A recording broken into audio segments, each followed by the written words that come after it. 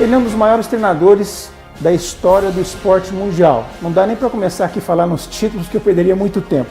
Bernardinho, o que tem de acaso, o que tem de treino, o que tem de sorte e de técnica nessa tua jornada? De acaso, talvez, a única coisa que tem é o fato de ter me tornado um treinador de voleibol. Formado em economia pela PUC do Rio, eu não imaginei me tornar um treinador. Até que surgiu a oportunidade, eu tinha uma grande paixão pelo esporte, e então migrei e fui tentar a sorte no esporte. Então talvez esse seja o único acaso. Que o resto, e não há segredo, não há nenhuma fórmula mágica, é muita dedicação, entrega, essa paixão diária em levantar e fazer melhor. Quando você chega lá, saber que chegar lá é difícil, mas se manter é muito mais complicado. Formar equipes, porque você sozinho não faz nada. Então, uma série de coisas que eu acho que servem para a vida. As grandes lições que eu tive, aquilo que eu aprendi no esporte. E tento compartilhar essas lições com as pessoas à minha volta. E hoje não será diferente com os jovens que aqui vão estar conosco. Compartilhar, fazer com que eles reflitam a respeito da vida deles. Né? Porque o esporte me trouxe muitas lições.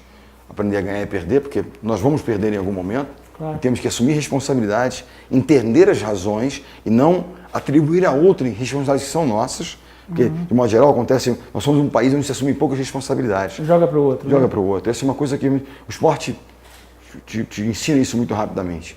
Vamos ganhar e nem por isso seremos pessoas especiais, porque não existem pessoas especiais. Nem sempre vamos ganhar. Claro, né? Que não, ninguém ganha sempre. Na minoria das vezes. Mas, assim, como treinador, eu digo, temos que ganhar mais do que perder. Caso contrário, você não resiste muito no cargo, né?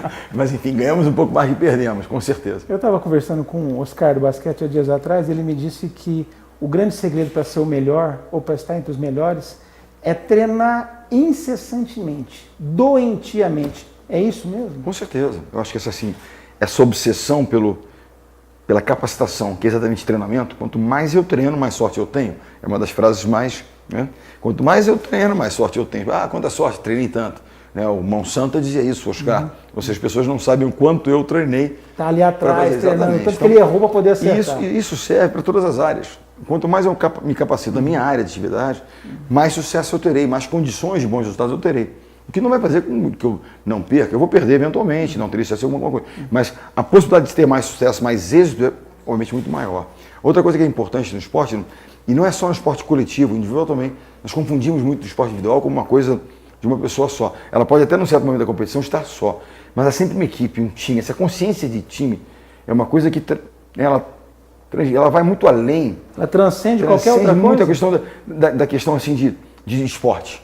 Né? Eu vejo assim, se um país como o nosso se visse efetivamente como um time, em que todos são importantes, todos são relevantes, né, nós não estaríamos na situação que nós estamos, na minha opinião.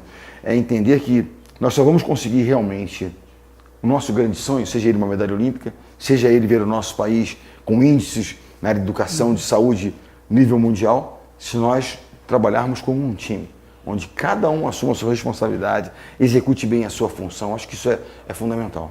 A comparação é inevitável em relação ao momento que nós vivemos da seleção brasileira, que a gente vê a quantidade, a cordilheira de vitórias e de títulos que você conseguiu, voleibol feminino, voleibol masculino, e a seleção nessa gangorra de estar bem, de estar mal. Qual que é a grande diferença para se ter uma continuidade forte que nós encontramos no vôlei e esses sobressaltos que tanto angustiam o brasileiro na seleção brasileira de futebol? Eu acho que a gente pode pensar assim, como uma empresa, como um time de esporte, você tem que estabelecer uma cultura. Os valores que você trabalha no dia a dia, então, nosso dedicação ao trabalho, time à frente de qualquer individualidade, né? Disciplina, os hábitos positivos a cada dia, etc. Tudo isso vai construindo uma coisa que gera consistência, gera resiliência. Eu cheguei à seleção masculina em 2001. O Brasil era 6º colocado do ranking mundial. Em 2 anos nós atingimos o topo do ranking mundial, primeira colocação, em julho de 2003. Julho de 2003, nós estamos em junho de 2018. Desde então o Brasil nunca saiu da liderança do ranking mundial, nem por uma semana. Não é que nós tenhamos ganho sempre, primeiro, segundo, ou seja, resultados de excelência ao longo... Consistência. Consistência.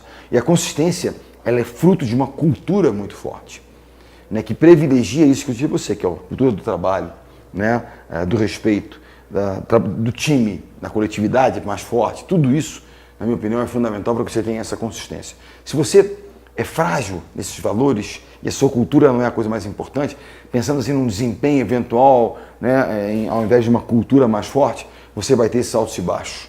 Né? Então eu acho que é muito por aí. É a consistência.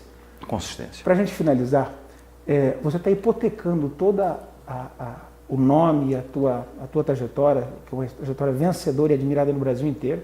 É uma das poucas unanimidades que eu conheço no esporte brasileiro. E agora está migrando para a vida pública, de alguma forma. Como é que é isso, né? Só porque é difícil, lá não vai ser apenas uma quadra, um grande ginásio olímpico, mas existem outras variáveis que talvez sejam até mais complexas que o esporte. Como é que você pretende adotar o que você aprendeu com o esporte na vida pública? O que eu pretendo, na realidade, eu apoio um projeto. Eu apoio um projeto do novo, acredito nas pessoas e no projeto. Eu acho que um time, ele se torna um time, um grupo de pessoas se torna um time quando ela compartilha valores e princípios. Nós podemos ter algumas ideias diferentes, uma estratégia diferente, uma jogada que você pensa dessa forma, eu penso de outra. É da diversidade, é perfeito. Mas os nossos valores são os mesmos, de integridade, do respeito à coisa pública, a tudo aquilo que diz respeito, né, do servir.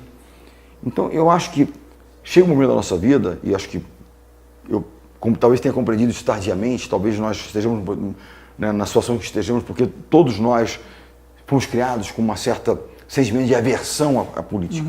Não vamos.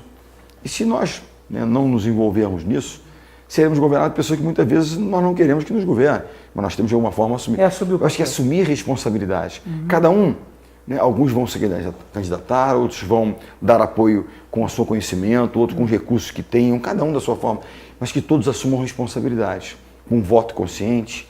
Se você acredita num projeto, trazendo pessoas para apoiarem esse projeto, sabe? Sem criminalizar o diverso, mas respeitando as pessoas íntegras que pensem diversamente de nós. Então eu resolvi efetivamente apoiar e de alguma forma estar mais próximo da vida pública e de apoiar pessoas que estão ingressando, que têm a coragem de deixar suas zonas de conforto, grandes empresários, como é o caso do Alexandre Guerra aqui em Brasília, um empresário de sucesso que deixa a sua zona de conforto para ir, né, buscar um desafio, né, como pré-candidato. Desafio público. Nós precisamos apoiar pessoas que têm essa coragem e pessoas que têm capacidade e valores. Okay. Então, eu acho que é um pouco por aí. Se eventualmente, quando eu falo com jovens, não é de pedir voto A ou B, mas que eles se interessem pelo tema, estudem o tema e façam suas opções. Essa é a coisa mais importante, consciente. Para que daqui a 4 anos, daqui a 8 anos, eles se lembrem em quem votou, em quem votaram. Né? Não, votei, fui lá votar. E principalmente, que não se abstenham, não se eximam dessa responsabilidade que é de participar, né, contribuindo com a eleição de alguém que ele acredita que possa representá-lo. Com a palavra, um dos maiores treinadores da história do esporte mundial. Foi um prazer. Prazer meu. Obrigado. Obrigado.